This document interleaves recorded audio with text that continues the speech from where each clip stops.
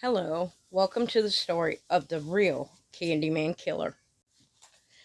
In 1974, Ronald O'Brien took his two children, Timothy and Elizabeth, trick-or-treating in Pasadena, Texas, along with the neighbor and his two children.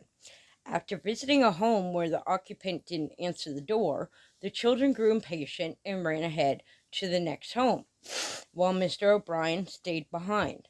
He eventually caught up with the group and produced 5 long pixie sticks. At the end of the evening, O'Brien gave each of his neighbors' 2 children a pixie stick and one each to Timothy and Elizabeth. When the O'Briens were on their way home, O'Brien gave the last pixie stick to a 10-year-old boy whom he recognized from his church. Before bed, Timothy asked to eat some of the candy.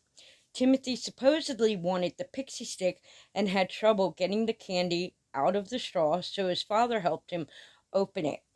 After tasting the candy, Timothy complained that it tasted bitter, so his father gave him Kool-Aid to wash away the taste. Timothy immediately began to complain of stomach pain and ran to the bathroom where he began to vomit and convulse. O'Brien would later say that he held Timothy while he was vomiting and the child went limp in his arms. The 8-year-old Timothy would die en route to the hospital less than an hour after eating the candy. Timothy's autopsy revealed that the pixie stick he had consumed was laced with a fatal dose of potassium cyanide. 4 of the 5 pixie sticks O'Brien claimed to have received were recovered by authorities from the other children, none of whom had consumed the candy. The parents of the 5th child became hysterical when they could not locate the candy after being notified by the police. The parents rushed upstairs to find their son asleep, holding the unconsumed candy. The boy had been unable to open the staples that sealed the wrapper shut and apparently fell asleep. All 5 of the pixie sticks had been opened with the top 2 inches filled with cyanide powder and resealed with a staple, according to a pathologist who tested the pixie sticks. The candy consumed by Timothy contained enough cyanide to kill 2 adults, while the other 4 candies contained enough to kill 3 to 4 adults. O'Brien initially told the police that he could not remember which house he got the sticks from.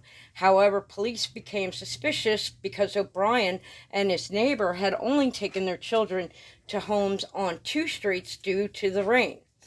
Their suspicions increased after learning that none of the homes they visited had given out pixie sticks. After walking the neighborhood with police 3 times, O'Brien led them to the home where no one had answered the door. He claimed that he had gone back to the house before catching up with the group. He said the owner of the home did not turn on the lights but cracked the door open and handed him the 5 pixie sticks. He claimed to have only seen the man's arm, which he described as hairy. The home was owned by a man named Courtney Melvin. Melvin was an air traffic controller at William P. Hobby Airport and did not get home until 11 p.m. that night. Therefore, police were able to rule out Melvin as a suspect, especially when 200 people confirmed he was at work that evening. The investigation progressed. Police learned that Ronald O'Brien was severely in debt and had a history of being unable to hold a job. Police would discover that he had taken out multiple life insurance policies on his children in the months preceding. His wife was completely unaware of any of this. Police also learned on the morning after Timothy's death, O'Brien had called his insurance company to inquire about collecting on the policies he had taken out. O'Brien had visited a chemical supply store in Houston to buy cyanide shortly before Halloween, but he left without purchasing anything after he learned that the smallest amount that he could purchase was 5 pounds.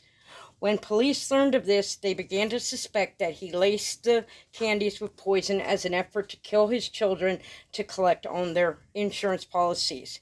They also believe he gave the other children poison candy in an effort to cover up the crime.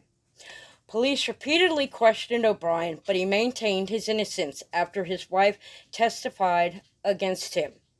Ronald O'Brien was imprisoned and later sentenced to death by lethal injection in 1984. His actions sparked generations of widespread paranoia among parents about the threat of their children being issued or given poison candy. The case in subsequent trial garnered national attention, and the press dubbed O'Brien the Candyman. And that is why, to this day, we all check, double check, and triple check our candy. I know in my mid-40s, growing up, we always heard about razors in the apples. In an apple, if you were given an apple, we always were just so careful to check our candy. And I'm sure this is not the only case on why we do. There was the Tylenol poisoning. That was a big one. But this is the story of the original, true OG Candyman. Thanks for listening, and I hope you guys have a great and safe Halloween. Good night.